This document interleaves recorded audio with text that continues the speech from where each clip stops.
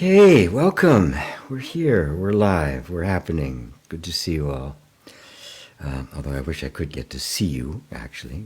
It'd be nice if we were all in the same room. Well, one of these days, we'll all be in a big room together. I was thinking about this subject. I pay attention to the kind of current discussions going on in the world of religion, especially Christianity and atheists, and I find it all very fascinating. There's a lot of channels on YouTube that are... what happened to my... What's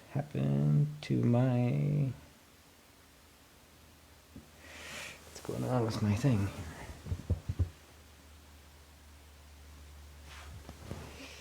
Hold on, everybody.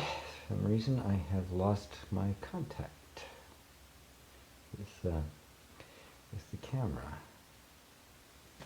This has happened a couple of times. Let's see here if I can fix it.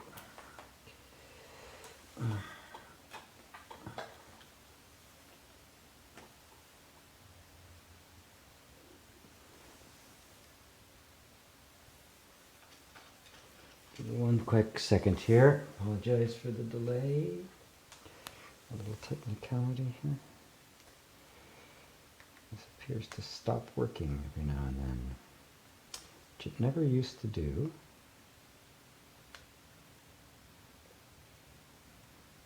All right.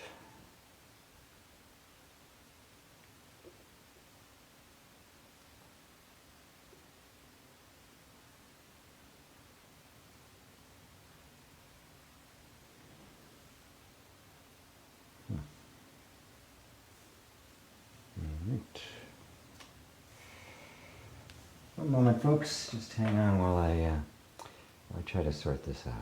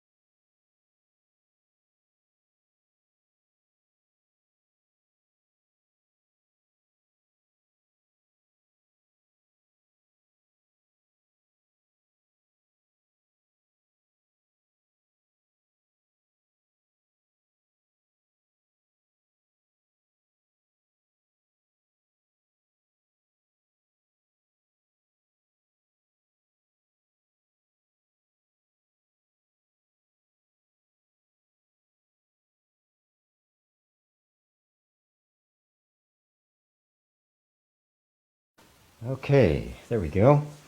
Cables. Sometimes cables go bad, and the end result is the picture gets lost. So you can all see me now, and you can all hear me. So I will commence again. As I was saying, I pay attention to the current discussions going on in the world of religion and the conflict between Christianity, the evangelicals, which is an extremely aggressive movement in the United States, very politically oriented, very grasping for power.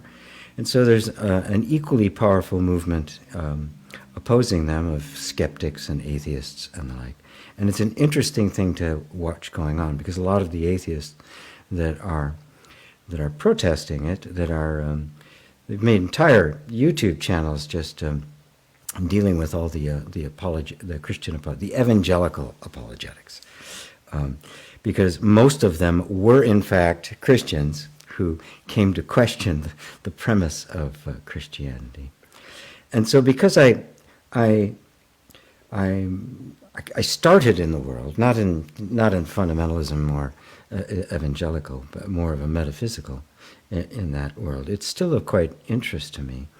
And it's always, Christianity painted itself into a corner.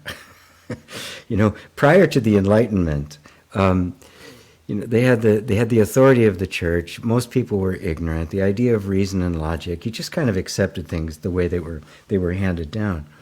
And with the advent of the Enlightenment, it became more and more forced to having to prove the historical accuracy of what they were asserting.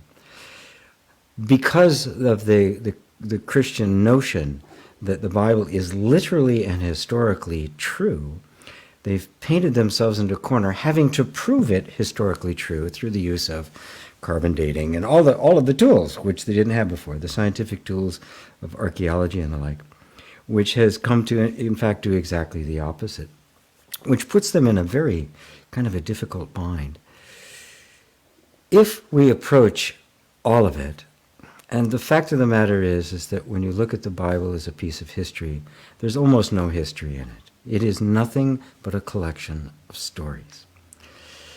Now, you can either dismiss those as superstitions of a long-gone age, or you can see them the way all myths and metaphors are to be seen, and that is as a means by which to communicate subtle and transcendent truths that are beyond what we can just intellectualize, and to do it in such a way as to make it meaningful and useful for a culture to survive.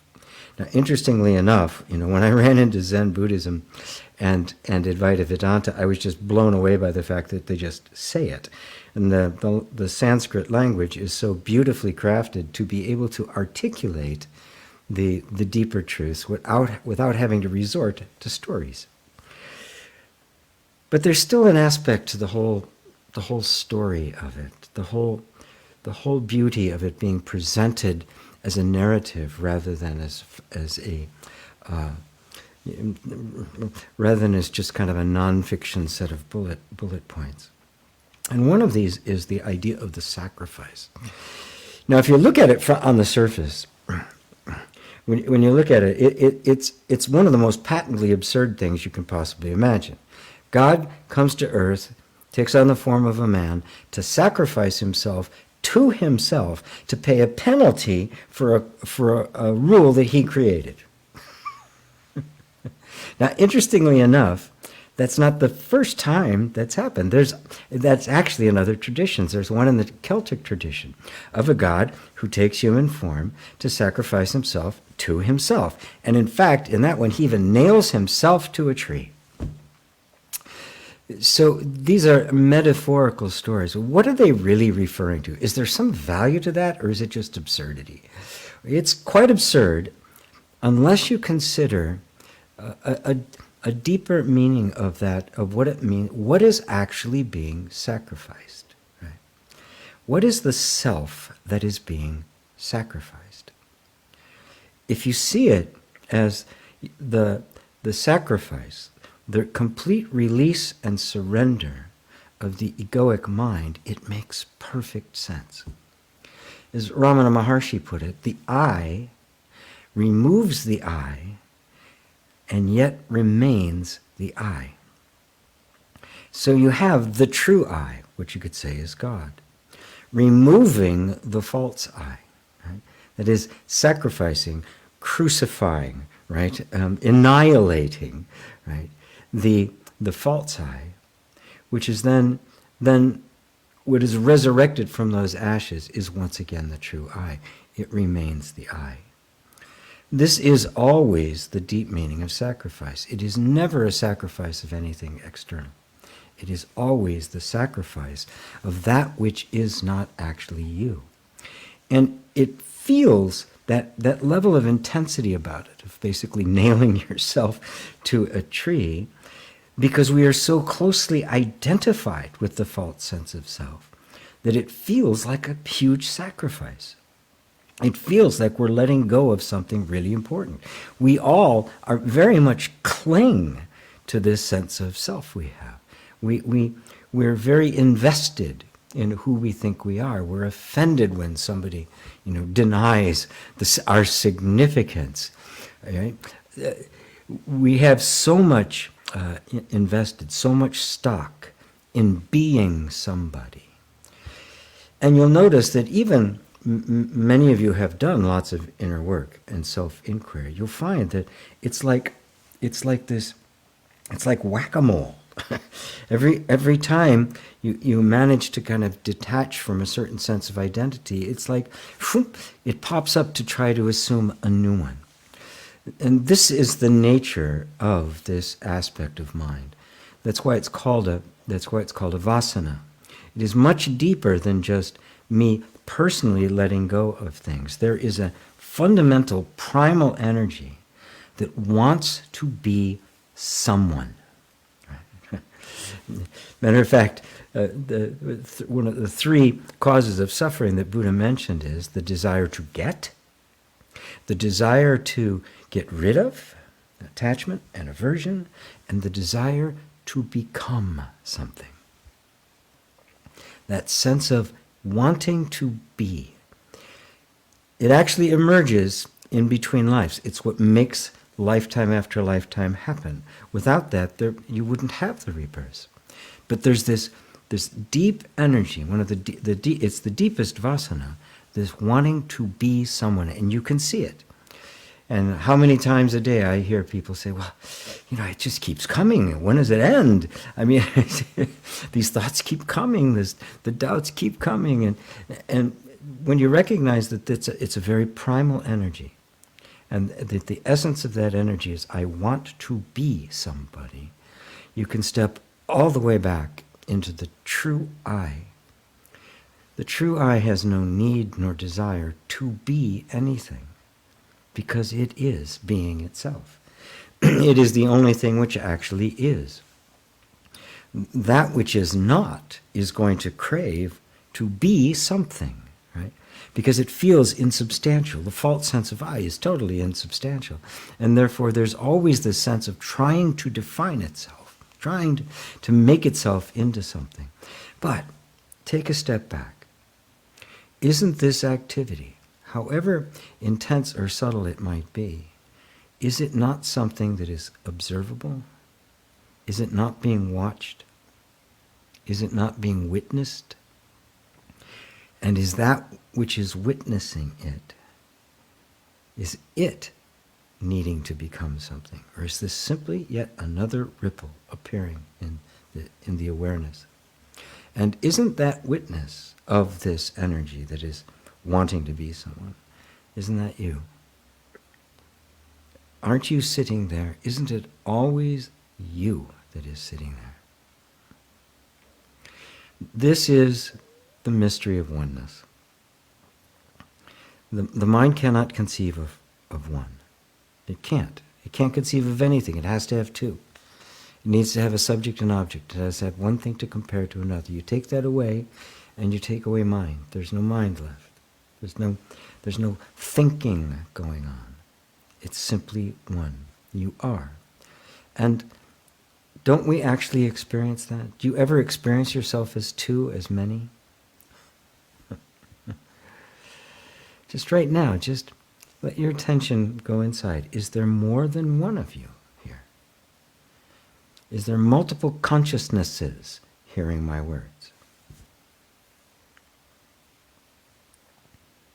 Really ponder it.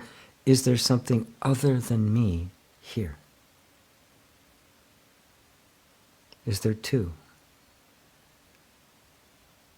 So how can I possibly experiencing anything that is other than me?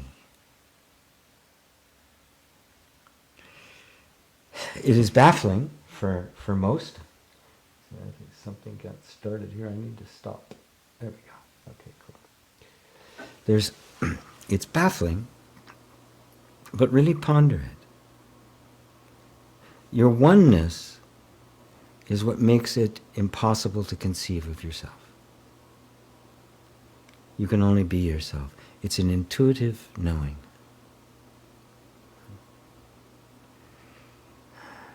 So the sacrifice isn't really a sacrifice. You're not letting go of anything. The renunciation of the world is, going off to the Himalayas and sit in a cave or some monastery somewhere. None of that is required. The only thing that has to be let go of is that which is not you. And anything that you can perceive can't be you. So if you let go of everything that you are perceiving, every thought, every emotion, every sensation, every memory, every attachment, every association, let all of those go, what is left? That which you cannot let go of. And that is you.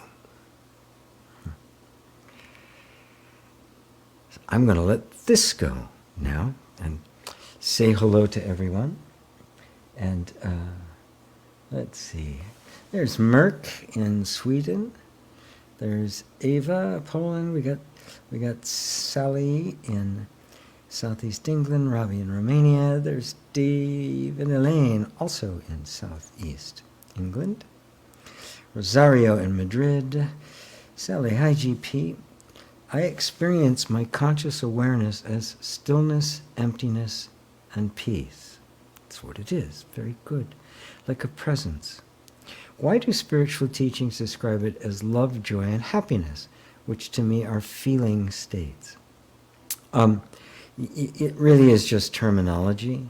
Notice that in stillness, right, there's nothing agitated. There's no preferences there. Emptiness doesn't have a preference. Peace doesn't have anything that can disturb it, right? And so that's really love. The love and happiness that the way we normally think about them is an emotional state, right? That feeling of love, which is a great feeling, and the feeling of happiness, which is usually the result of something going the way I want, or getting something, or something special happens. And there's nothing wrong with those states. But now look really closely. How many different ways can love be experienced and expressed? There's our love of work. There's love of our partner. There's love of our family and our children and our parents. There's love of art. There's love of nature. There's love of the clothes you're wearing. There's love of the experience you're having. Now, all of those are love, aren't they? Now those are the experience of love, right? That's what love feels like. But try now to distill that down to love itself. Because they all have the character of it. So what is the actual essence of it? And when you get to that essence of love, of which the emotional states are an expression, you find a different love. Love as a principle. Love as being. Love as stillness. So the nature of stillness is also love. It is also the equanimity or contentment that gives rise to the experience of happiness and the capacity to discriminate between different gradations of love. And even hate is actually love just negated. It's just the negative, like a negative of a photograph, right? And so all of that on the continuum that is experienced has a common thing in its essence. Like I always use the example of music and the song. Music is indefinable. You know it when you see it hear it in a song or a piece of music or a sonata or a symphony. Yes, that's music. Now try to define music separate from that. You can't do it. You get into the essence of it. And when you get to that essence, what do you find? Well, it just is. It's absolutely still. Knowing this allows you to experience happiness and love and identify it as it really is. That is peace. That is ananda. Being, consciousness, bliss, right? Sat, Chit, Ananda. Being, consciousness, bliss. That bliss is not the emotional state. So every emotional state is a manifestation of Ananda, which cannot be put into words and cannot be experienced. Just as everything that exists is a manifestation of being itself. And it exists consciously, our awareness of it. So everything we are aware of is a manifestation of the awareness. Existence, awareness, and Ananda, bliss, feeling. You might think of it as existing, knowing, feeling. It is not just a knowing. The knowingness is a feelingness, and all of it is being, isn't it? Because unless you exist, you can't know it. And without knowing it, you don't exist. But it isn't flat. It's not empty. It's rich. It's vital, right? It's even explosive, but it's at its essence is the infinite stillness that is indescribable. And that's where you find that emptiness is love. Emptiness is contentment. Emptiness is peace. Emptiness is stillness. Stillness is love. Just let go of the experiencing of love, and turn your attention towards the essence that allows you to identify it as love, and you get right to the heart and soul of it. And of course, you can identify it as love because you are that. You are love. That's how you know it. Because you see it, you know it. Oh, that's love. How do you know it? Because it's me. I'm looking in a mirror. And I always recognize myself when I look in a mirror. So love is also the nature of being. Does that help you? Does that answer it for you? I hope this didn't get too cold. No, it didn't. It's a great question, Sally. And it allows us to really embrace all the different experiences we have in love and not need to reject them. We don't have to reject any aspect of human life. Exactly the opposite. It gets subsumed into the transcendent. It gets absorbed into the whole. It doesn't get pushed to the side. You know, the religious idea or the spiritual idea that somehow you cut all these things out. You can't have desire. Well, desire happens. Right? Desires, it's part of life. It comes and goes. If I allow it to be what it is, I experience it. I experience the pleasure of it. I experience the fun of it. I express the grief of it. I experience all that life has to offer. And that's love.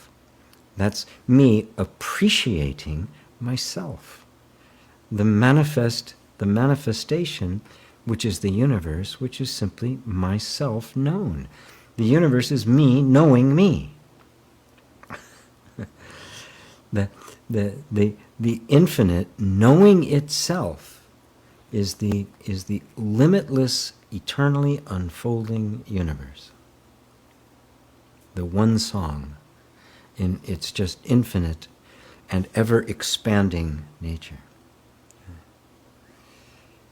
So the feeling states become subsumed into their principle. The I comes back home to its source.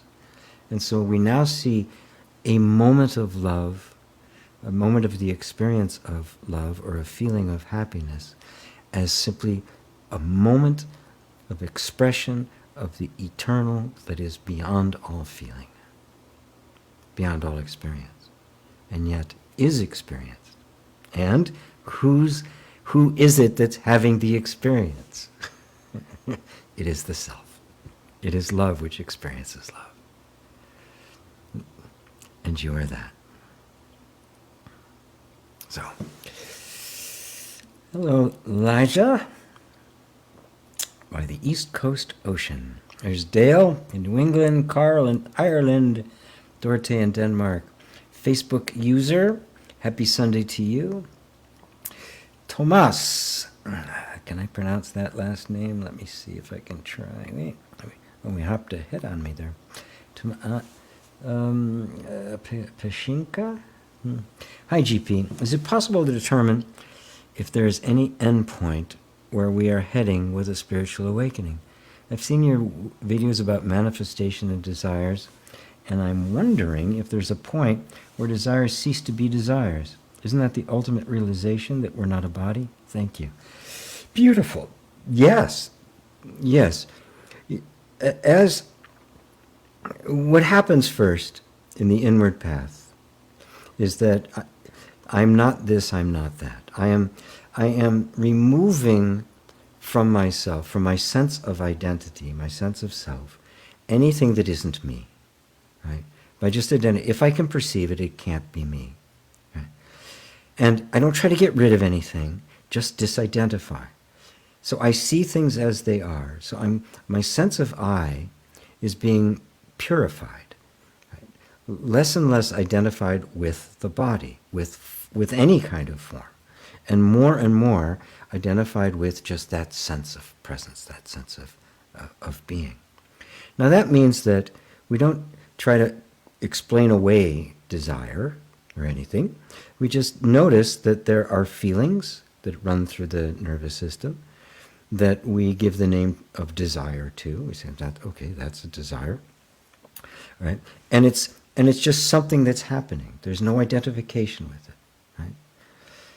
It's not like my desire anymore, or it's something I have to have in order to be fulfilled. It's just a phenomena that's going on. And because it's a phenomena, I don't have to do anything with it. I know that it's not me. Now, I don't have to get rid of it. I don't have to dismiss it. I don't have to undo it or anything. Nor do I have to fulfill it or give it any energy. I just kind of withdraw back to this place. Okay, it's not me. It's going on. I don't know. It's not me. And it comes back until that sense of I has been purified, and there's no longer any identification with thought, emotion, or sensation, which is what all experience is. There's just the sense of being. At that point, you can turn around and again consider the nature of the phenomena.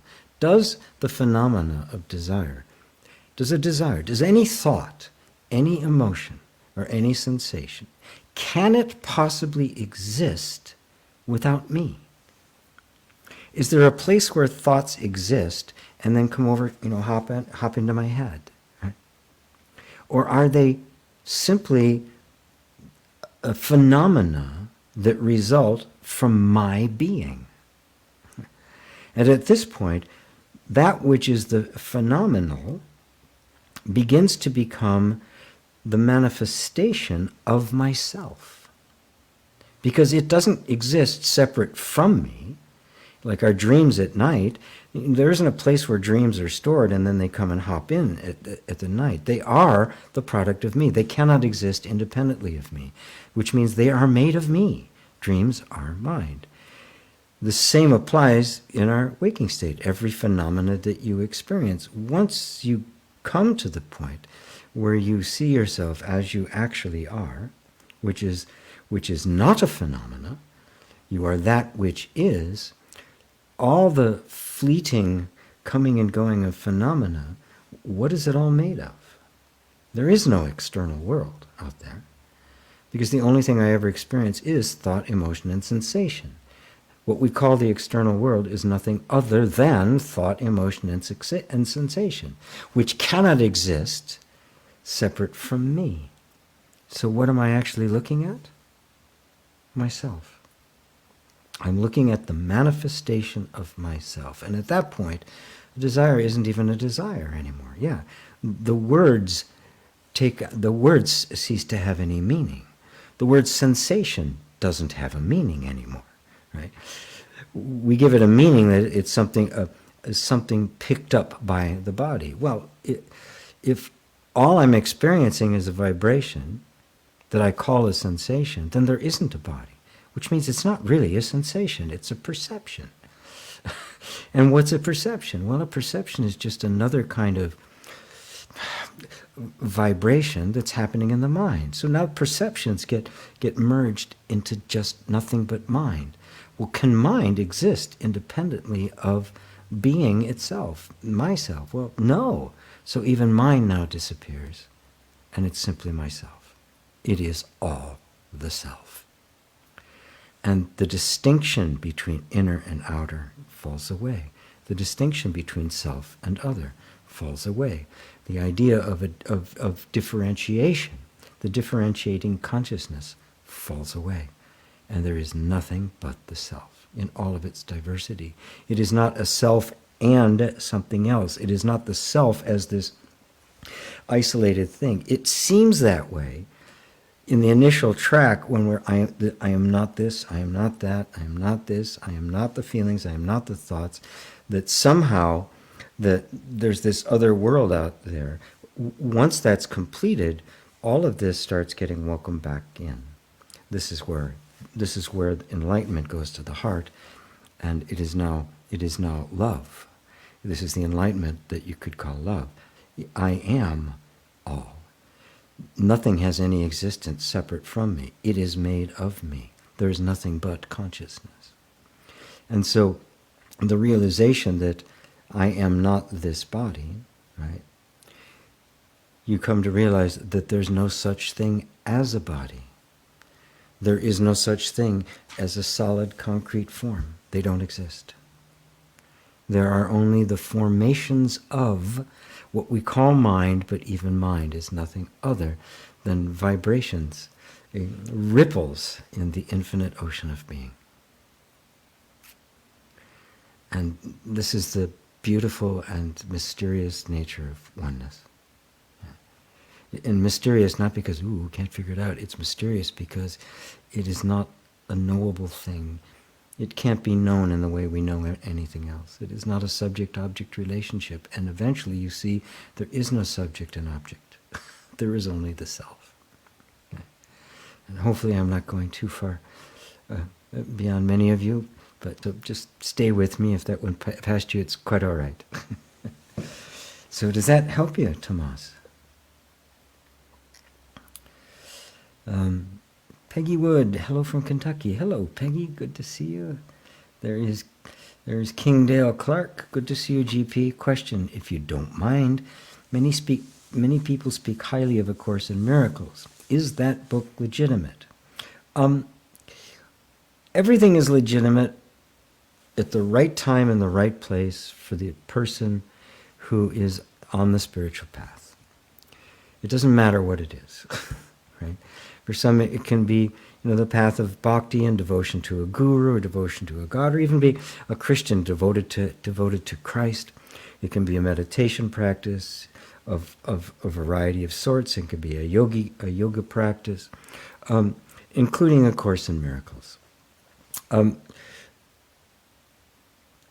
Every practice is legitimate for as long as it is.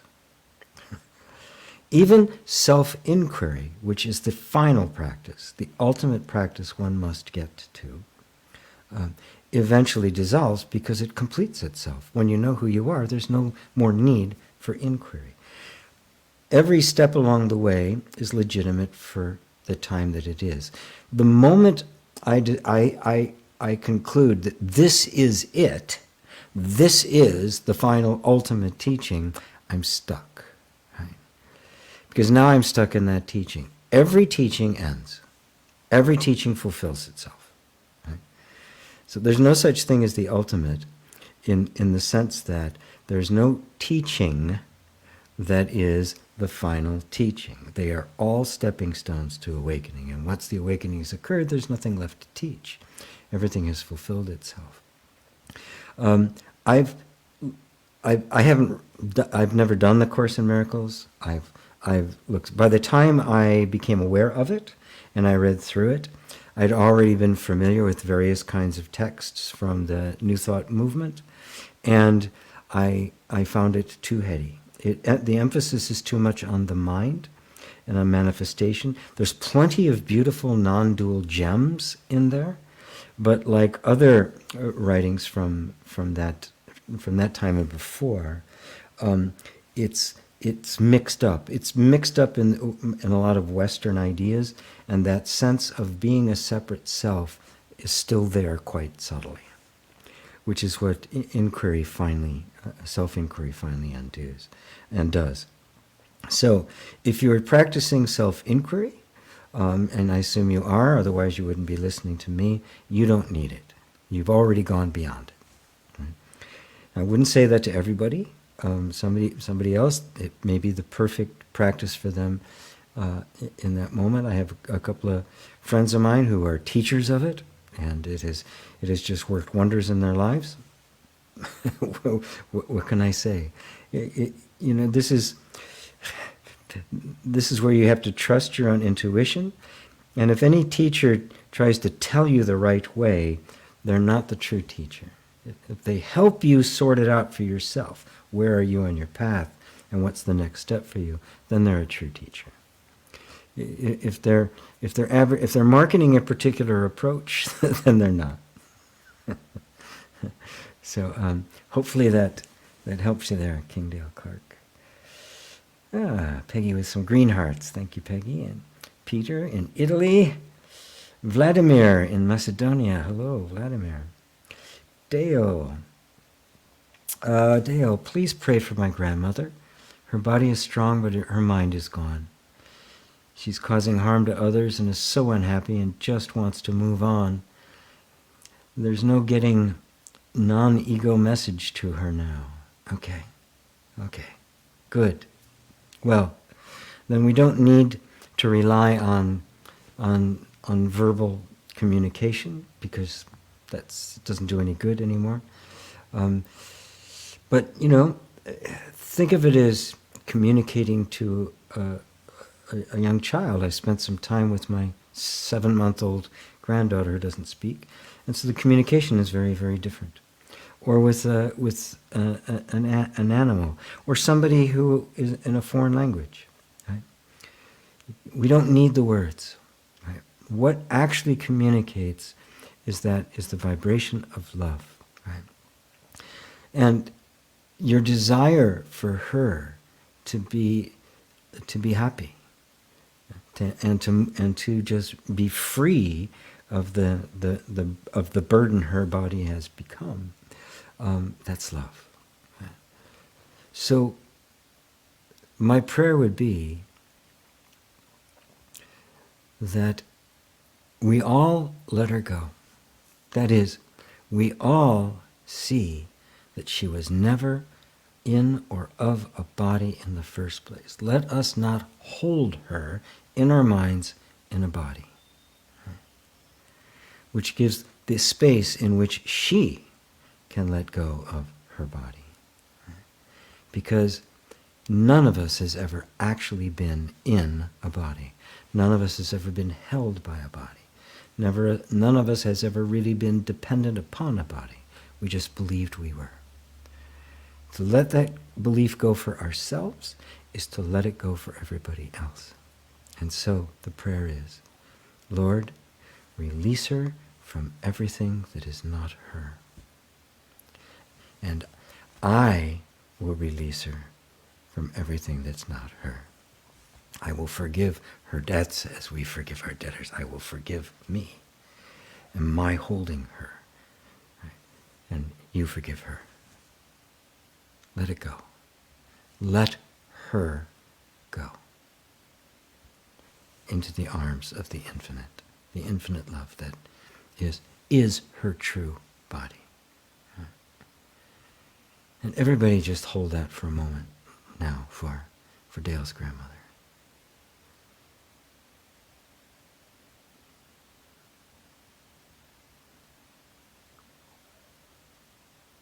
Amen. And thank you all for participating in that. And thank you for bringing that to us, Dale. Carl, love the intro, GP. And that version of the crucifixion makes much more sense. What then would be the resurrection? Rather, what would the resurrection represent in relation to the true self? Seems like the important parts of these. Yes, right. The resurrection from the dead. Well, what gets resurrected from the dead? Human life. The real nature of human life. Right. Right. When the flesh is crucified, when the ego is dead, does that mean everything goes away? You vanish into a void? No. What it means is that all of life is resurrected. All of nature becomes the very face of God. Everything is now free from this illusion of separation that is the egoic mind. All beings have been set free. All beings. As Buddha put it, when I attained Anuttara Samyak Sambodhi, the great unexcelled enlightenment, simultaneously all beings attained the great unexcelled enlightenment. That's the resurrection. It is the rebirth, right? Or you could say the spiritual birth, right? It is the realization. Right? Now, of course, the self never fell into it and does not need to be resurrected from it. And so the experience is one of the redemption of nature. It is part of the experience of the manifest glory of the One, the glory of God. God is glorified in the resurrected Christ, the resurrected anointed one. And so all of nature is redeemed. Human nature is redeemed. Your human life is redeemed, right? It is now seen as, it isn't just a human life. This is God incarnate. All faces are God's faces. That's the resurrection. It is the rebirth into life. How's that for you, Carl? Oh, you repeated down there, lessons were slightly twisted in the Bible, the way they're taught. Yes, slightly. Yes, they got really abused and twisted and set to a purpose that was never the purpose. It was never their intent, right? But this is the way the egoic mind works, and it is that egoic mind from which we are striving to free ourselves. So, hopefully that's enough for you. I can't emphasize it enough because even it's infected a lot of spiritual practices that somehow you're just kind of getting rid of all this. And you hear this, there's no one here, there's nothing to do, the kind of the neo-Advaita thing, which again is a complete denial of human life, of the value of human life. If you take that away, you take away the manifest world. You're left with a void, with an emptiness that is nothingness, and it's not nothingness. But when it's truly resurrected, you find that the divine and the human are not two, that it is one huge, vast, functioning self. It is God pondering her own nature. And this is the image and likeness of God, is simply the one consciousness, pondering consciousness, and forming images within consciousness that are made of consciousness. This is all myself. Wherever the eye lands, it sees the face of God. Hello, Isabel in South Florida. There's Kakwenda. Hi, GP. Thanks. Greetings from Kampala. Greetings to you. Barbara in Sweden. Mark, everything you teach makes 100% sense to me. Yet there are millions of humans that worship an objective God. How can so many souls get this wrong? It seems to me at odds with what I understand now. I've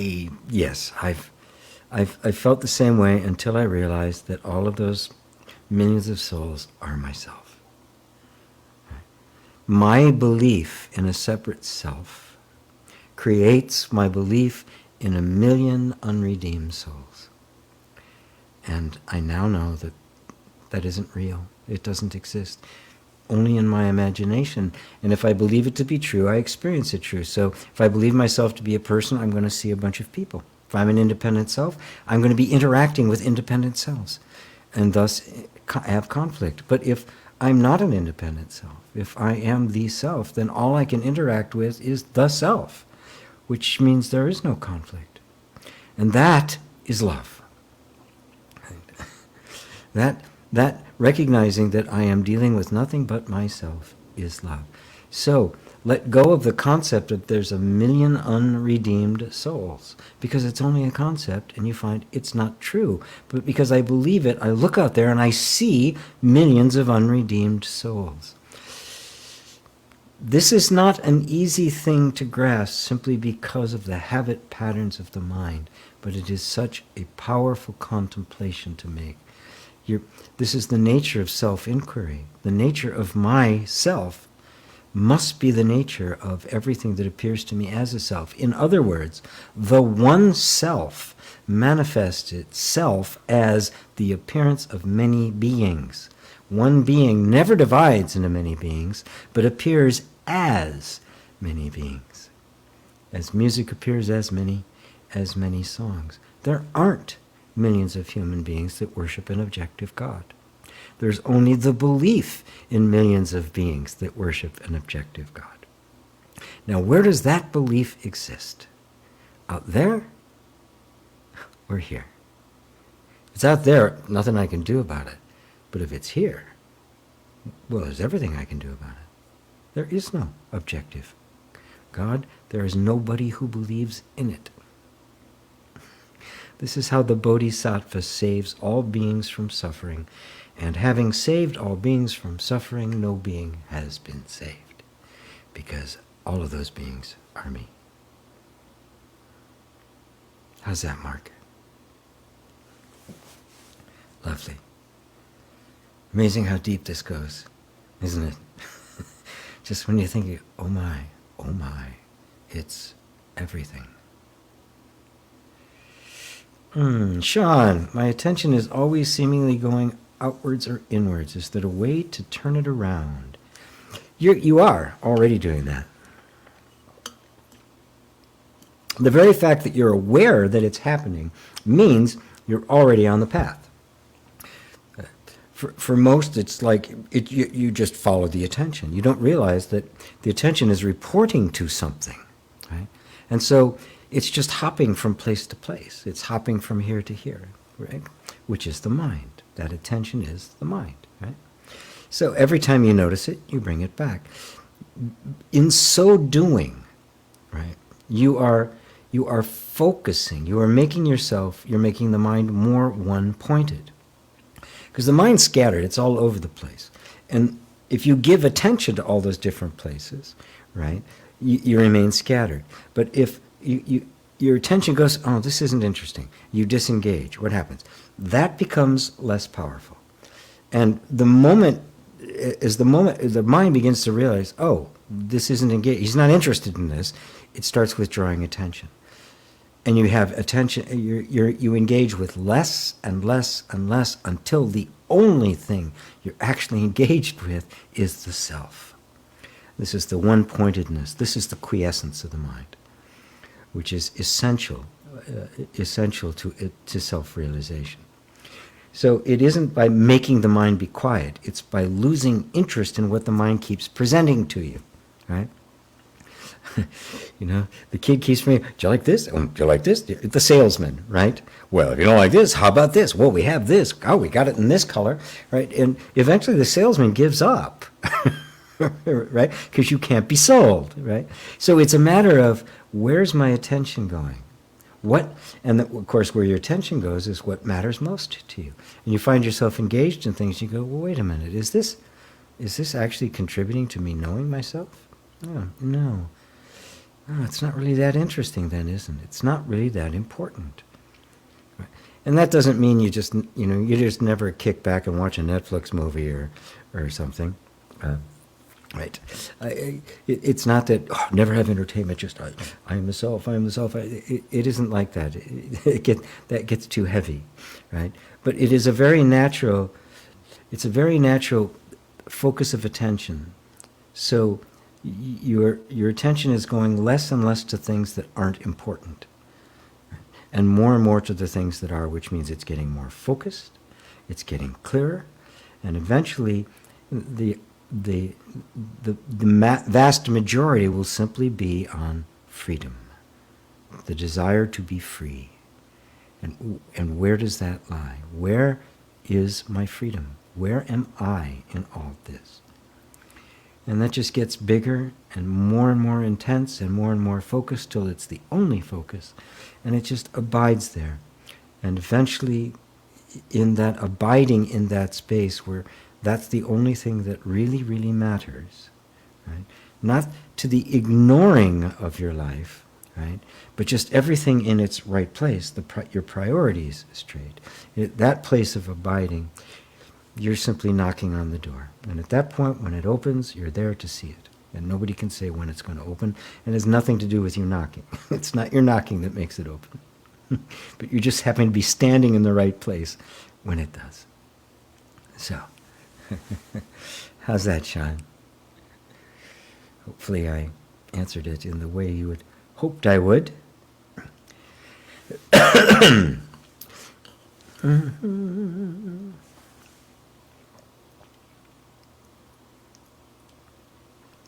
Hi, GP, and all from Ireland. Love the intro, GP. We are that which we cannot separate from, eternal and peaceful.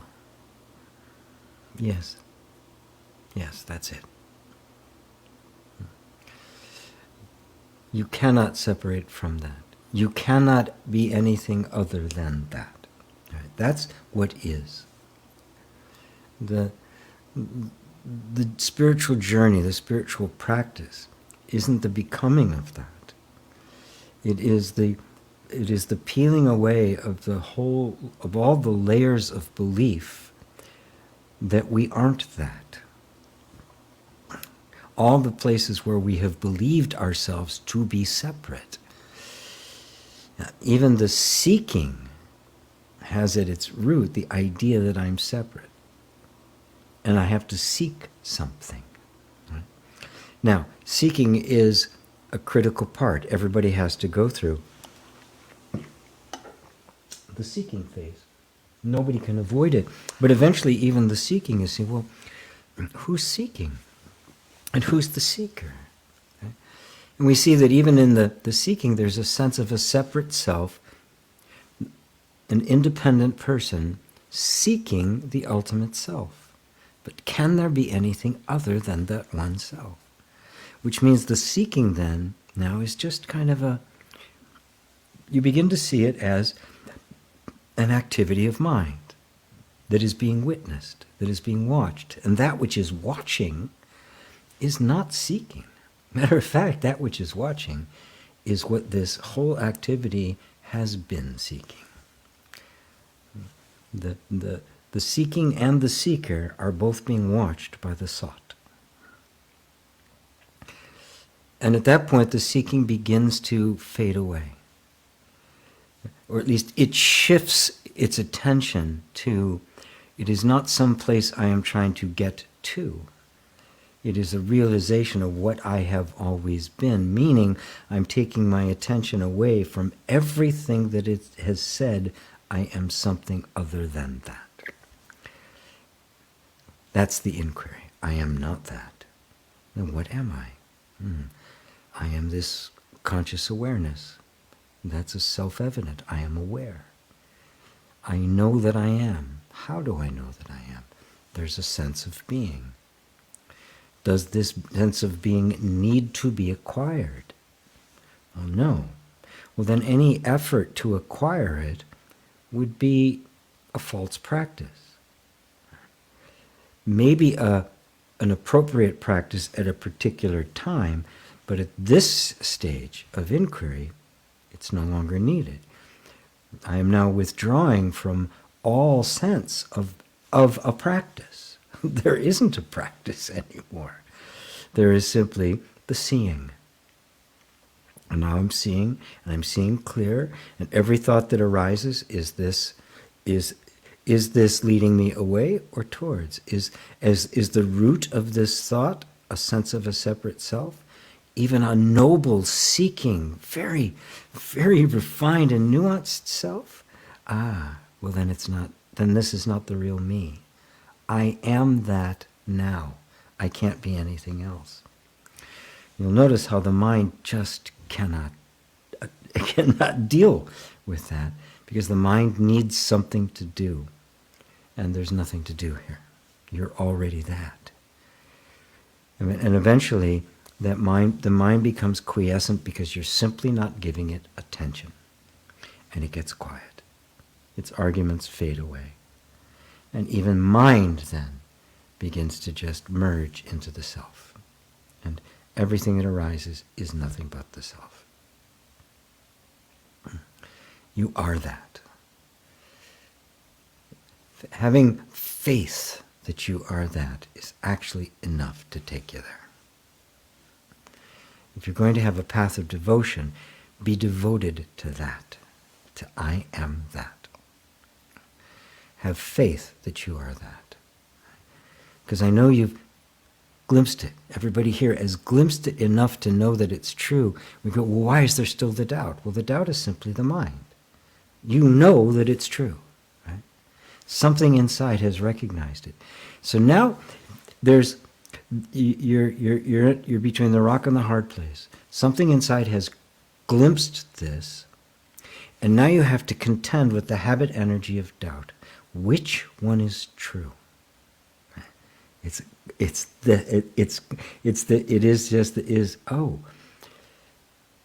this true? This old habit energy that says I'm a separate self, is it true? No, it isn't. What I've glimpsed is true.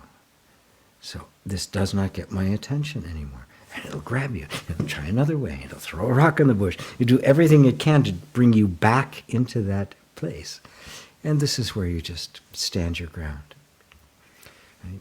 Even when you're completely distracted and you get lost in the weeds, you go, oh, damn, I'm distracted, just got lost in the weeds. Shoop. Even that was simply another activity of mind. It's not true.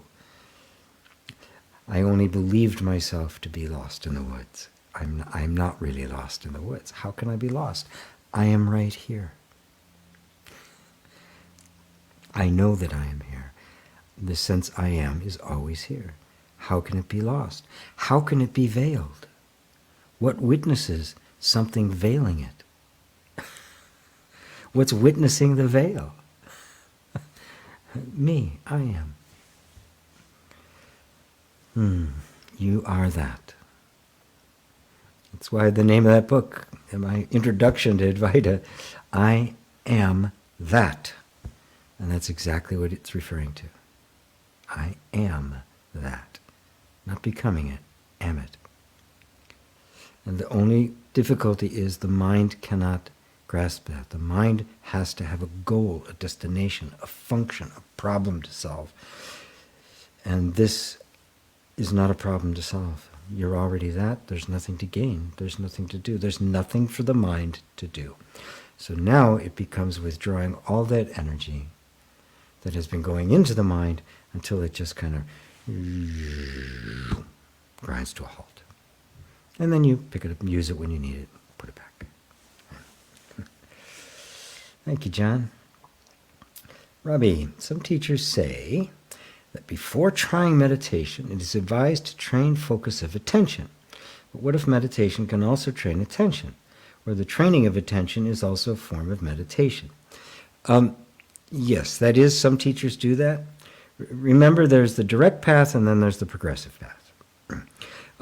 Even in Buddhism, right, there is the progressive path, which was known as the Northern Buddhism, became Tibetan and various kinds of ethnic.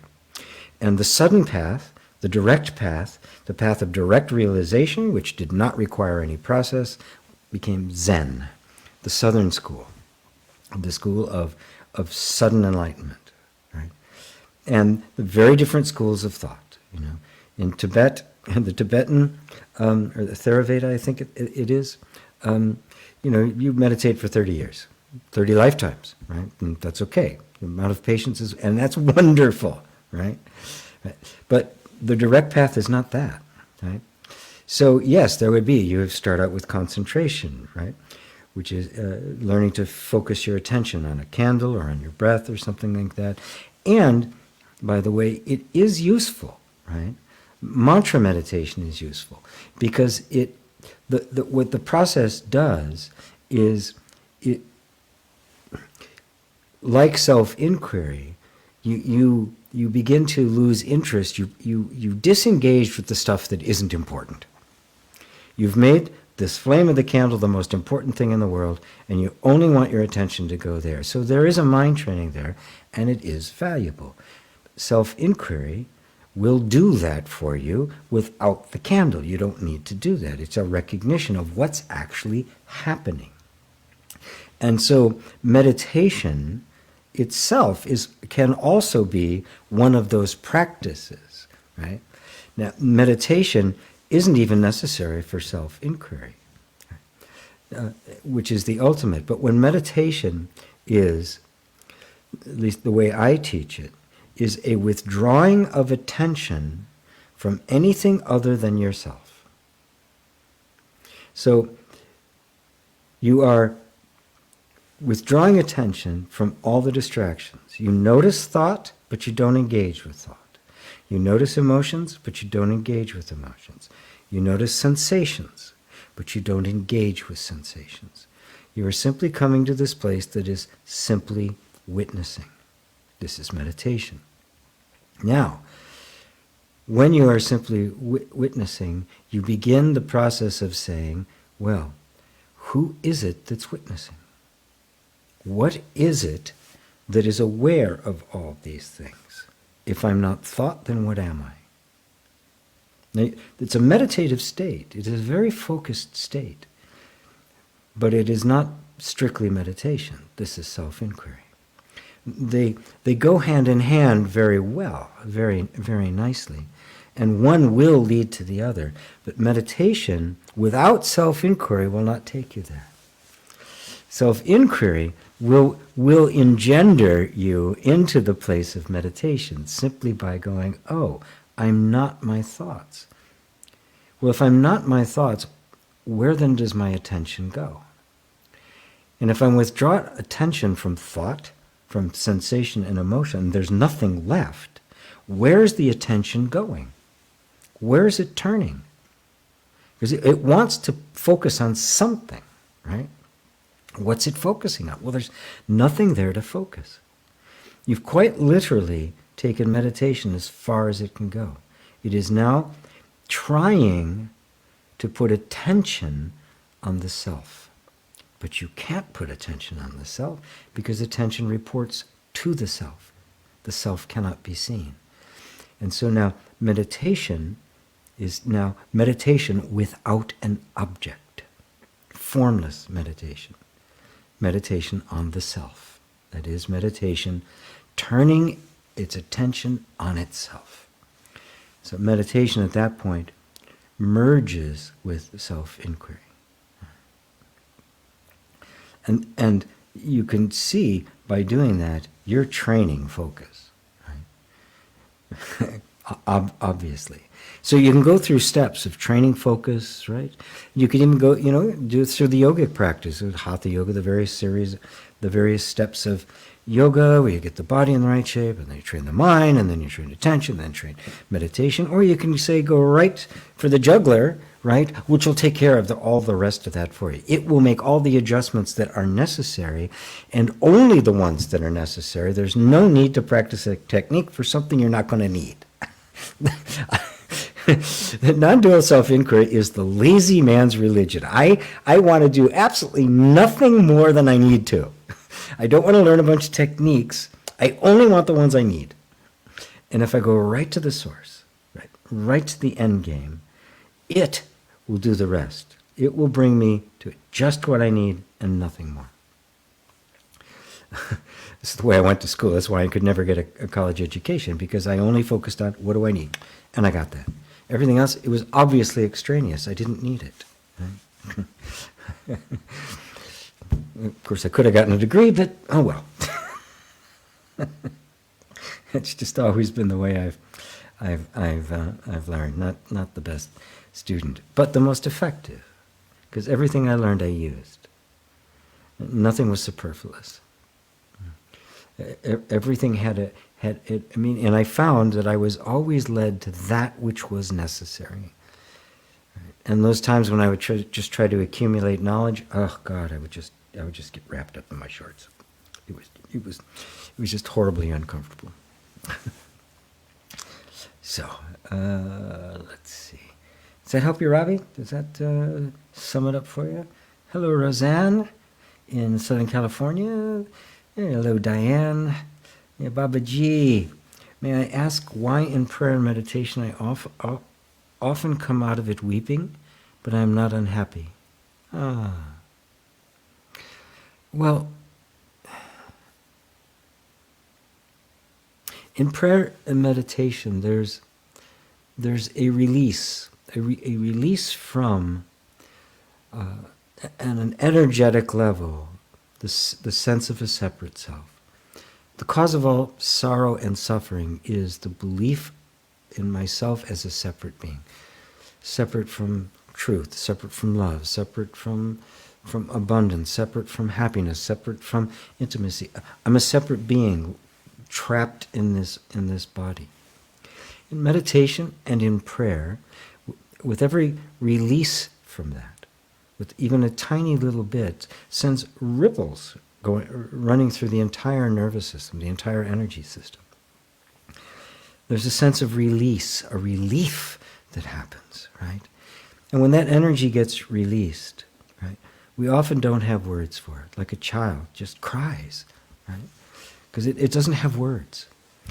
We're so happy, we can be so happy or so joyous about things that we'll cry. Why? Because we don't have words. The feelings are so magnificent that we don't have words for it. Same thing with grief.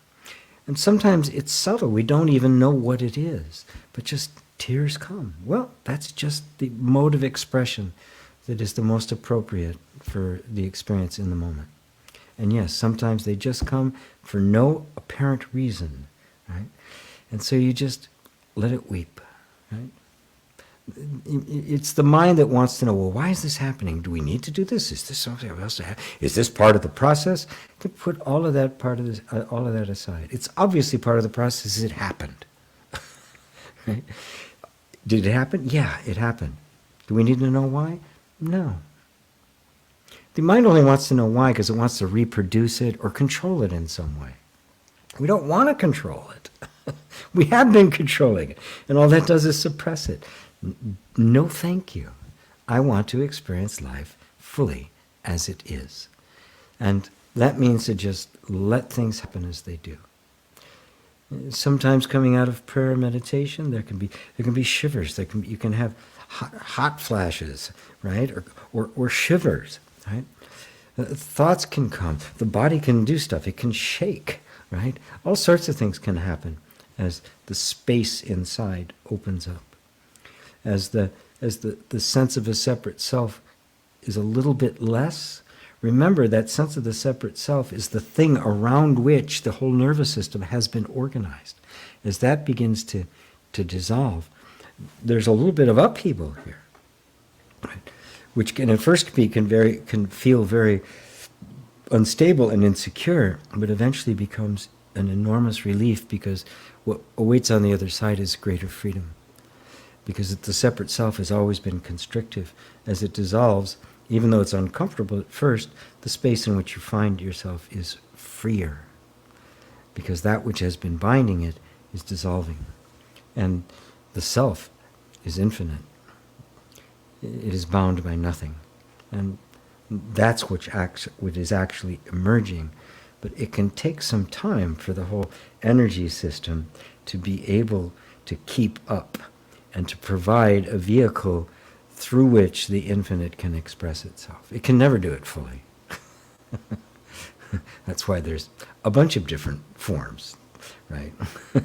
But so it can never, no form can do it fully, but it can certainly do it better than we believe it can when we relieve it of that sense of being a separate self. So, beautiful. Susan. Hi, GP. Experiencing strong synchronicities. What's your thought on synchronicity? Are they signs? Is it okay to just notice synchronicity, or is it something to be acted upon? Well, the synchronicity, is it something to just notice? Well, you've already noticed it, right? You're seeing a connection, right, that maybe only you see. Right? Now, some may argue and say, well, it's just a perception in your mind. There's not really a connection. It's all arbitrary. And maybe it is. Who cares, right? From your experience, there's a connection there that has meaning. Right? Now, are you supposed to act on it? Well, yeah. Yeah. If there's something to act on, right? If there's a synchrony, somebody just happens to show up and being at this place, have a conversation with them, right? You know, maybe there is something there that's to happen. The fact that you're noticing that things just kind of happening, what you're witnessing is that there is a harmony to things that is not immediately apparent, right? That's actually even personal, right? That is perceptual, right? So you want to participate in this harmony. This is the Tao. This is the flow of things. I want to participate in that, right? So it's simply, well, okay, well, is there something for me to do here? Just leave it at that. There may be, there may not be, it doesn't really matter. But when you notice things, just move with them, right? Right? Go with the river the way it's flowing. Ride the horse in the direction it's headed. You know, break out the surfboard and ride the wave. Don't try to push them out to sea. You know, if the wave's headed that way, hop on, get in your raft and go down the rapids. Right? So, you know, what is synchronicity? It's a perception of events. Right? You know, sometimes we can see things that aren't there. Right? But who says they're not there? Is there a completely objective point that one can get to that can say, oh, your perception is inaccurate? It's just another perception. We live in our world of perceptions. When we grasp the reality of things, we realize that it's always synchronistic. It's always operating in harmony. Everything is dancing together. There's no such thing as an absence of synchronicity. It's just, sometimes it appears more blatant than others. So when it appears a little bit out of the ordinary, we call it synchronicity. Well, what's the ordinary if it's also not synchronous? It's just happening often enough that it doesn't get our attention in the same way. So everything operates that way. So yes, you can't help but act upon it. You'll notice that it's not really an act of will. The synchronicity just happens, which means your involvement in it, your acting on it, is part of the synchronicity. And it too is just happening. It's not something you do. It's just this willingness to participate in the unstoppable flow of life. And because you are life, you are one with life, and life is one with you, you cannot help but be in that flow. It's only the mind that says you're not. So the mind invents words of synchronicity because it thinks that sometimes we're in sync, sometimes we're not. It's not true. You're always in the flow. You are the flow. So you can't help but act on it, and you can't do it wrong. Thank you. Oops, scroll back there. Lisa, so what am I? Just this moment? Yeah, what am I? Well, that's the question, right? Now, if I tell you what you are, right, then what I'm going to do, what I would do is I'd be creating a thought in your mind, and you would then look at that thought and say, "Oh, I'm that," right? Right? And then it would be limited to what that thought is. So when I say the self,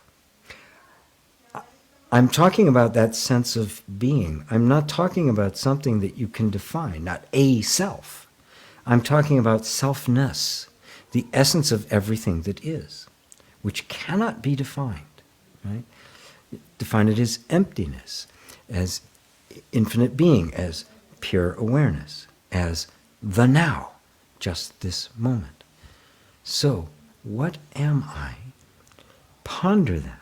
That is an inquiry that you ask of yourself, of the sense of I. Because what you want to do, the question is to step out of how you think of yourself, the thoughts about who I am or what I am, to get in direct contact with who you are, with what I am. The direct experience of yourself. Now it's not hard to do, right? Right now, just put your attention on the sense of being. Just notice that there's emotion, sensation, and thought going on, and there's something aware of that. Notice that there's just this very subtle sense, I am. If I say to you, do you exist? You answer. You say, yes. And I would say, how do you know? What are you referring to? Where are you looking to give me that answer of yes? There's a sense of being. Now just take that being and don't put any definitions on it. Don't put any limits on it. Don't put any, assign any attributes to it. No boundaries around it. Just the sense of being. Right? And now, okay, this is who. What is this? What is this? That is, what am I? And notice it's just this beautiful, open-ended question. You're not looking for an answer. You are the answer. So no answer that comes from the mind could possibly be it, because it will always give you some form, some definition, some boundary, some limit. Right?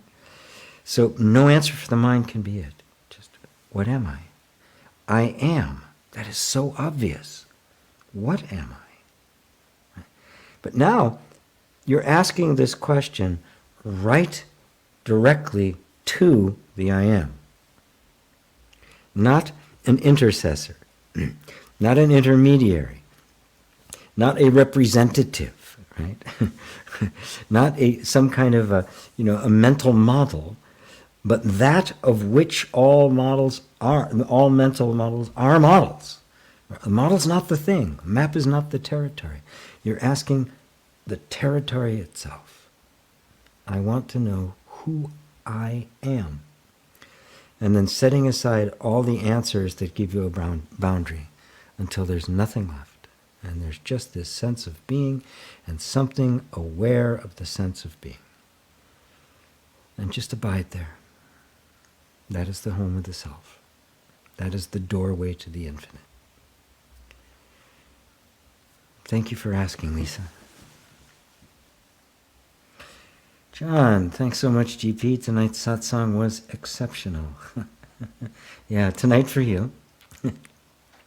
And yes, it's afternoon now for me. And exceptional. Well, I'm glad. I'm glad. It is. I never know what's going to come.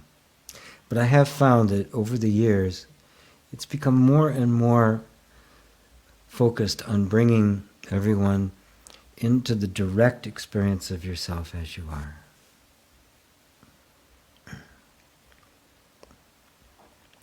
That's what satsang is. It's communion with yourself. It is being in the company of truth. Right? And of course that doesn't mean somebody distributing the truth. It means the truth of your being. Satsang is companioning with the truth. It is communing with yourself. And so it is your exceptional nature. To recognize it as exceptional means you are recognizing your own nature. That which recognizes the truth must of necessity be the truth. Only love recognizes love. Only spirit recognizes spirit. Only consciousness is conscious. Only awareness is aware. So that which recognizes the truth, no matter where it comes from, no matter how it appears, that which is recognizing it and says that is true is the truth. That's who you are.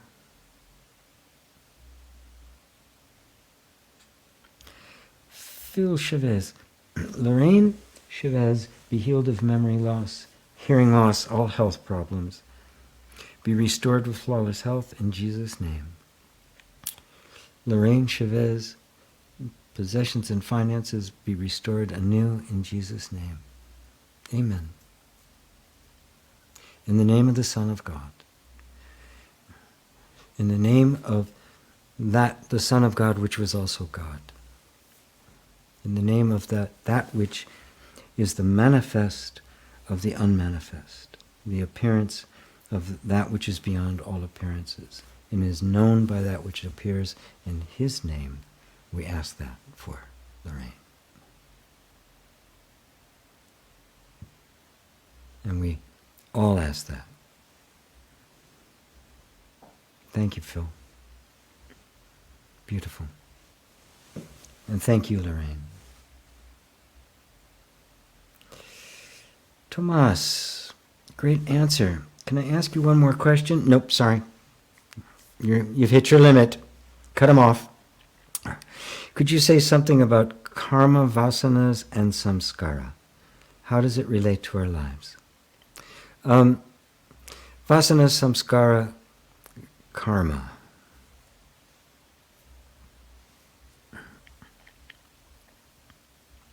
First off, there is no vasanas, karma, or samskara for the self. They only apply to the sense of a separate self.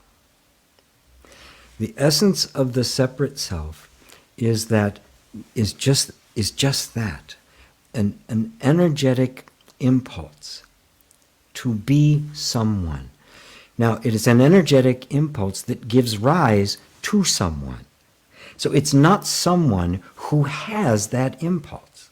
It is not someone who has the need or the desire or the impulse to be someone. This is, it's very subtle, but it has to be seen. The desire gives rise to the person. We then believe that the person possesses this desire. So the karmas, vasanas, samskaras are an energetic pattern that do not have an owner. It's the mystery. They give rise to the person. We think that I have the samskaras. I have a vasana. I have this impulse to be. And in fact, I will speak of it in those terms, trying to make people aware of this impulse, right? But that impulse, right, does not belong to a person. It creates the person. This is why it's so deep and energetic and goes from lifetime.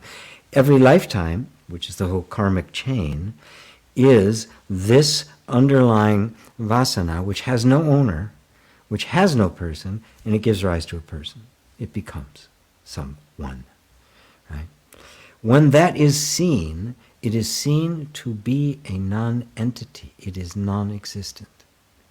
There are no vasanas, there are no samskaras. They cannot exist without creating someone in which they will exist. It's like the dream and the dreamer are one. And that which is aware of them is not dreaming. And this is what consciousness returns back to that which is beyond all of it. And so there is no karma, there is no vasana, there is no samskara, because there is no one there to have them. And so they have no energy in and of themselves to create anyone. And you see through the whole fraud of it. He's the liar and the father of it, the belief father of itself. It is the child of a barren woman. It's the only way you can put it. And again, this is not something that the mind readily grasp. So how does it relate to the life? How you feel it personally are impulses that you don't seem to be able to control, that aren't just a result of the conditioning of this life. Right? The things that pop up that aren't just, it's obvious it isn't just some kind of wound or trauma that happened. When you work with people as a coach with inner reconciliation, as things will come up all the time, you'll realize that this is not the result of a trauma that happened in this life. It's another energy, and then you go into another level, right? Because the person doesn't exist in between lives, right? So what is this? It's an energy field, right? That gives rise to the person. The person, it is felt personally. Of course, if I identify with the person, I'm going to feel as if my vasana, my thing, right? But that person, that sense of I that is taking ownership of it, was actually created by it.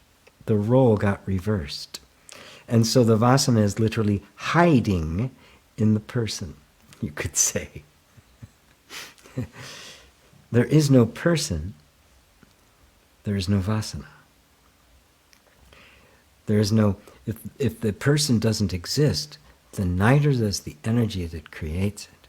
And you see that both of them are a continuum. They both have to arise together, which means they do not have any independent existence, which means they do not exist as a fact. They are only a perception, and what is perceiving them? What is perceiving them is the only fact there is. You are. I am. And that is not the result of something else. It has no vasanas, it has no samskaras, it has no history. It is timeless. It has no past lives or future lives. It is just life. Does that answer it for you, Tomas? It's a deep question, so you got the deep answer. It is they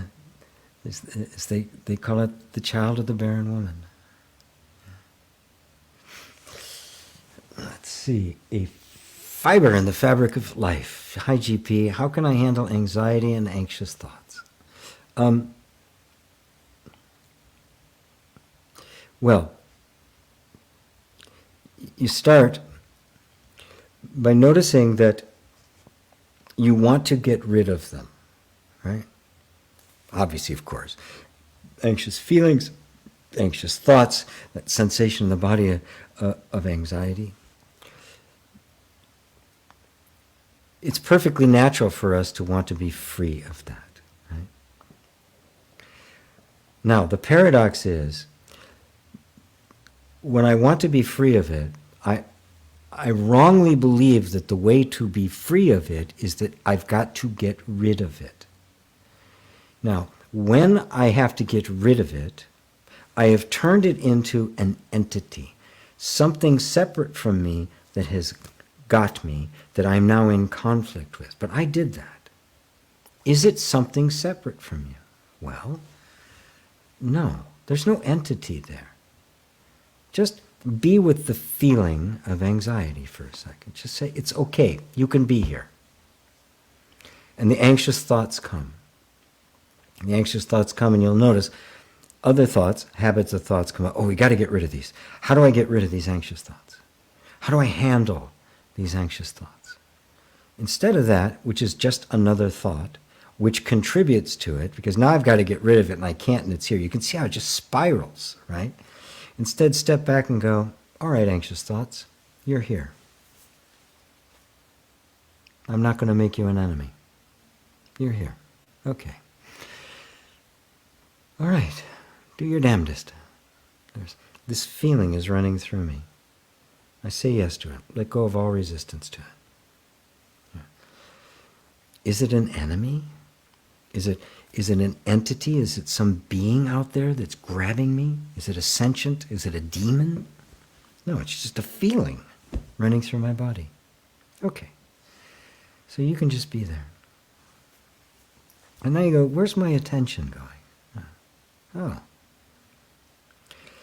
Right here and right now, is there anything wrong? There's this feeling. But remember, all anxiety is the result of the mind imagining a future, which isn't actually here. It's an imaginary, it's an expectation of an event taking place at some other time. This might happen. We better prepare for it. Now you realize, of course, that you cannot prepare for something that might not happen. You can't really do it. Because every time you do it, well, yeah, but this could happen too. You're going to spend all your time trying to prepare, just cover every possible contingency you could possibly do, which means you will spend your entire life feeling afraid, and never actually be able to enjoy the moments when you are safe. Because you're always anticipating when you might not be. So now we just begin to bring our attention back to this moment. And not even concerned about the feeling of anxiety. Okay, what is this feeling of anxiety? All right, there's this energy running through my system. Now, I'm even going to set aside the name anxiety. Because that's just the name it was given. And when I call it anxiety, now it's something I have to get rid of. What is it actually I'm feeling? Oh, there's just this feeling running through my body. Okay. All right. There you are, you're feeling. I don't even know what you are. It's just a sensation.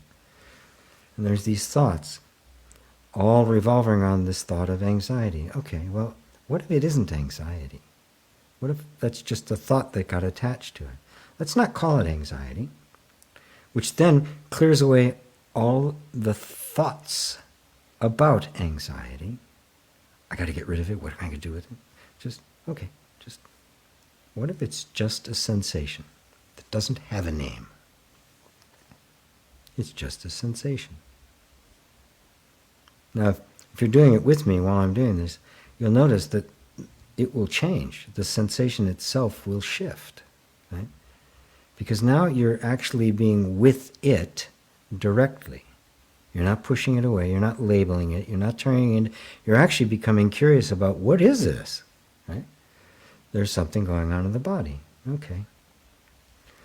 Is the body actually in danger? No. Okay. Well, just be with us then and watch it flow. And you'll notice that no sensation is forever. They come and go. But in fact, they're a constant flow, aren't they? So even as you're feeling it, it's changing. Right? And every time, the more attention you give it, right, without any narration or story about it, just the pure experience of the sensation, the whole makeup and character of it changes. Until what remains? Well, first off, the anxiety is gone because the anxiety was just a concept. Now you just have a sensation. What are you? Do you need to be here? I embrace you. You're here. Okay. Are you an enemy? Not if I don't say you are. Is there anything wrong? Not unless I say there is. So there's just a sensation here. Okay, like millions of other sensations I have during the day. And I now don't turn it into anything. I've negated the story. You see how that works? It's an inquiry. It's a self-inquiry. And it's the most beautiful self-acceptance. Because you're not rejecting your feelings anymore. You're not labeling them. How do I get rid of them? How do I deal with them? Oh, you don't have to. They're just a sensation. They're part of the experience of life. Do you need to get rid of life? Do you want to get rid of the experience of life? Of course not.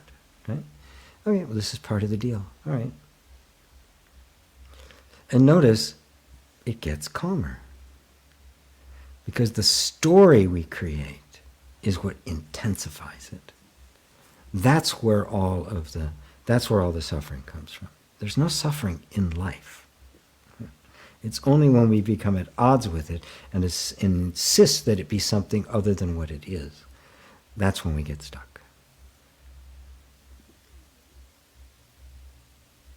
Thank you, a fiber in the fabric of life.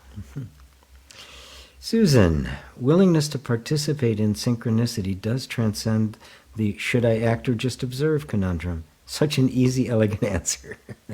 Thank you very much. You're welcome, Susan. Yes, the good answers usually are very simple and elegant. Oh yeah. Duh. Lisa, I had an intense experience with a soul connection. It shook my emotional body so beautifully, pushed up so many hidden feelings and wrong self-thoughts. But still, that's just a story. Anyway, still love. Yes, yes. It is we experience it as a cleansing process, as we connecting to the soul, which is a term I'll use to just reconnecting, that is, it's a way of expressing in human terms, in relative terms, the realization of who you have always been. It feels like a reconnection. That's not actually what's happening, but it's okay to use those terms. And as that happens, realizing more and more your original purity, your original innocence, it will bring about, because the false sense of self is disappearing, your whole emotional body is going to reorganize itself around a different sense of self. Remember, the self is what the entire nervous system has organized itself around. So as that shifts, things are going to come up. Feelings are going to come up. Memories are going to, traumas are going to come up. All sorts of stuff is going to, because there's the freedom to do so. Right? The purification process is the all of the stuff that has kept our lives small and insignificant. and the wrong self-thoughts, because it's not you. Still, that's just a story. I'm not exactly sure what you mean by that, but yes, if I understand you correctly, even the experience of the stuff coming up and the transformation and the progressive healing of the system and the opening, yes, it too is part of the story. Right? As it says in Balyani's Know Thyself, right? God takes the last step on the journey that never happened. Oh, so beautiful and succinct. Even the experience of awakening disappears into the allness of being. And yet it is a beautiful experience. The personal realization of Buddha knowledge. I don't hold on to it, but I also don't deny it. Still, I am both. This moment, pure awareness, and also this person with that story. It's not quite like that.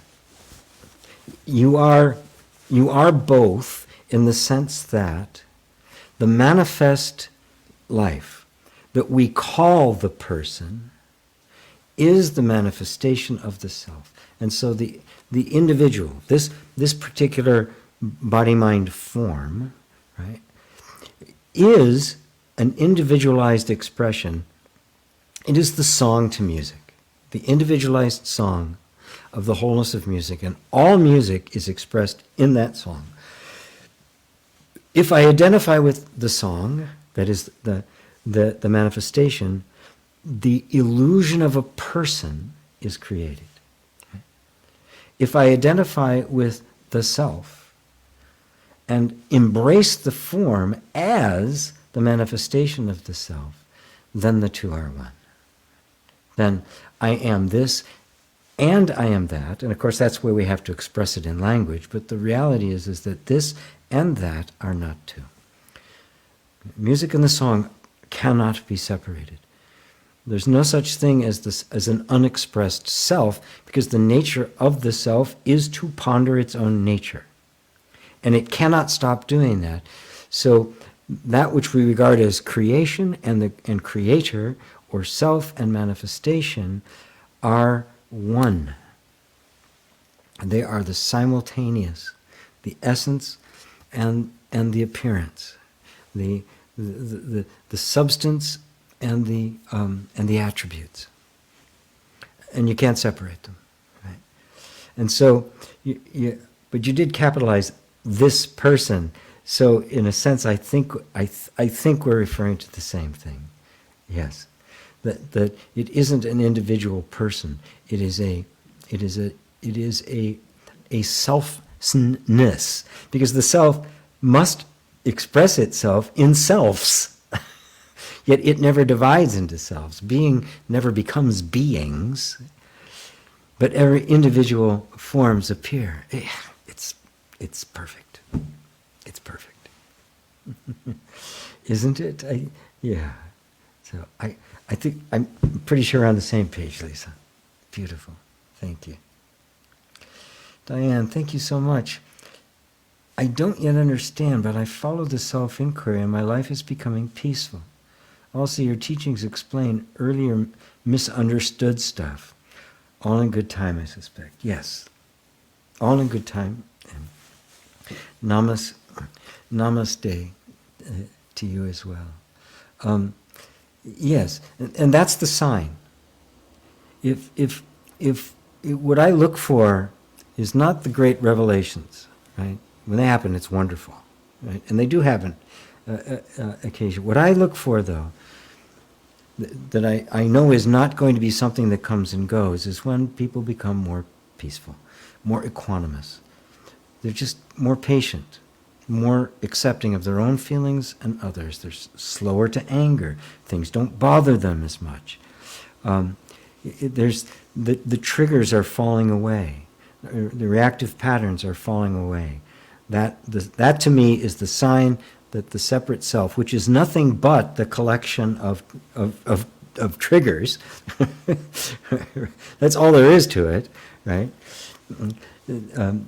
When that is disidentified with and that begins to fall away, what emerges is the natural state of self-acceptance and love that is the perfume of the self. And so that to me is the sign. Those are the symptoms of awakening.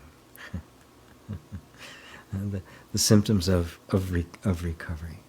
And yes, all in good time. Yeah. Don't be in a hurry. Right? Being in a hurry is the mind simply being dissatisfied with this moment, which will never get you to the satisfaction of the now. Of course. Right? So don't be in a hurry. Let every moment be precious. Right? You are living your Buddha story. Right? The story of Siddhartha, right? Oh, it's wonderful. I mean, his story would mean nothing if it hadn't culminated in being the Buddha. Now we go, oh, what a great story, right? So right now you go, it's just my life. It's not, but at some point you're going to see it was the Buddha story. Well, look, oh my God, that was the story of a Buddha, right? But you can't see that until you see its culmination.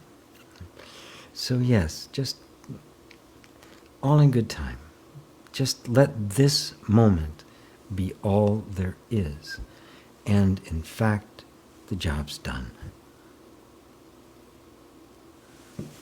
Lisa, wow, all your answers are already deepening my seeing. Also to the question that just arises out of my apparent, also to the question that just arises out of my apparent body. Thank you. Oh, you're very welcome. Yes. Very, very good. Very, very good. Tomas, yes, it helped a lot. Thank you. Good. Thank you, G, David and Elaine. Another wonderful satsang. What could be more beautiful than knowing and being our true self? Nothing. Your answers and insights always direct us to this loving presence of limitless being. Yes. Yes, the perfume of the self. It's the perfume of the lilac or the lavender, but you can't find the flower. Look as you may, you'll never find the flower. The universe is the perfume of God. A fiber in the fabric of life. Thank you, GP, for everything. Oh, you're so welcome. You're very, very welcome. Beautiful. Oh, it's such an honor to be able to share this with you all. It is such a when I look at my life, I go, wow. Thank you.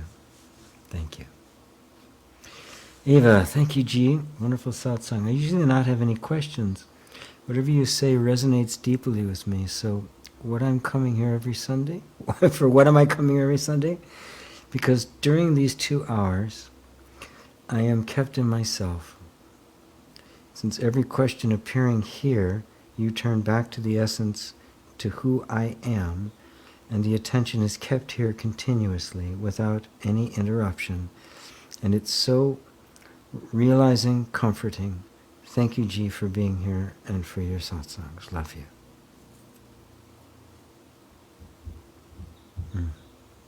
This is why I do it. And there is a point at which in satsang, in your own satsang, which is your own journey, that the questions, they just can't take form anymore. I mean, there is that question that's still there of to who am I, but it's become energetic. It's just become a lived thing. It's just in the fibers in the in the fabric of life. It's in your DNA. It's a silent question that you know the mind can't answer. And that's the place at which that final door opens. Because you can't find an answer because you are the answer. The question and the answer, they just simply merge. And this is the inevitable result of satsang, coming to this place that is free of questions. Now, please, those of you who have questions, don't say, oh, I got to be free of questions. Notice how the mind is always wanting to step in there and kind of, oh, I shouldn't have questions now. Oh, I shouldn't. No. Every question that arises is arising from that silent, energetic question, our deep desire to know who we are and be free. And that's where they are all coming from. Right? So whatever question comes, however it takes shape, whether it be verbal or nonverbal, right, please, bring it. Right? This is what we're here for. It's my job to direct it back to its source, to take you back to your source in the way that's unique for you. And notice my answers are different to different people, right? Because what everybody needs is different, right? So if you're here, I got to go over here and bring you here. And if you're there, I'm going to bring you and bring you here. We're all going to the same place, right? But we're not all starting in the same place, right? So wherever you are is exactly where you're supposed to be. Whatever question you've got is exactly the question you're supposed to have. Whatever you are experiencing is exactly what you need to be experiencing. So don't diminish any kind of experience you have. Don't think, oh, this guy's, oh man, he's so advanced, he's got all this stuff going, he knows all the answers, he's sitting there silently, he gets it, and I've got all these questions. Don't think that there's something, that you're doing something wrong and he's done something right. No. That's a way the mind very subtly diminishes ourselves and makes us think our life should be different than it is. The life you are leading right now, you will eventually see, is the Buddha life. It is the Buddha story. It just has not fulfilled itself to its completion as of yet. That's all. Your experience is exactly what it needs to be. Don't let the mind compare it to anybody else's. If you don't compare this moment to any other moment, past or future, to anybody else's experience, is there anything wrong with this moment then? If you don't compare it. The mind has to go, yeah, but what about this? Which is what minds do. It jumps into the future and jumps into the past. And what's it doing? It's comparing this moment to that. And it will always be, usually come up short. Well, yeah, it's a lot better. Oh, yeah, it's a lot better than it was. Great, but you know what it could be? Always, what about right now without comparing? Right? Which means without mind. This moment without mind. Could you regard it as anything other than perfect? Whatever happens to be here, whatever question, whatever feeling, whatever experience, to just get into that. As I was telling the fellow before about anxiousness and anxiety, get into the moment, the actual feeling and experience itself without comparing it to something else. Comparing it to a time when that feeling wasn't there, without comparing it, labeling it, and making up a whole story about it. But the direct experience of this moment just as it is, without any comparison, without any narration, without any story, description. And what do you have? Everything is perfect. Right now, just as it is.